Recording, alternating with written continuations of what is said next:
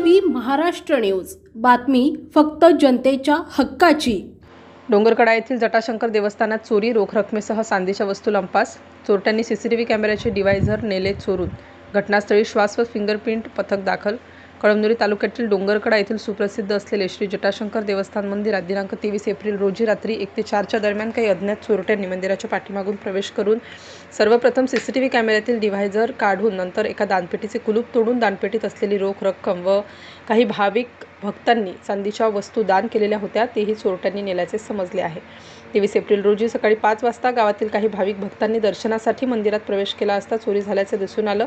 चोरी झाल्याची माहिती मिळताच आखाडा बाळापूर पोलीस ठाण्याचे पोलीस निरीक्षक विष्णुकांत गुठ्ठे यांच्यासह डोंगरकडा पोलीस चौकीचे जमादार संतोष नागरगोजे, विठ्ठल जाधव यांनी घटनास्थळी दाखल होऊन पाहणी केली। हिंगोली येथील श्वास पथक व फिंगरप्रिंट पथकास बोलावण्यात आलं होतं। जटाशंकर मंदिर परिसरात श्वास पथक फिरून मंदिराच्या मागील दाराकडे जाऊन उभे राहिले। यावरून श्वास पथकातील कर्मचाऱ्यांनी सांगितले की मागील दाराने चोरट्यांनी मंदिरात प्रवेश केला असावा व चोरी करून मागील दारानेच वापस गेल्याचा संशय व्यक्त केला जात आहे।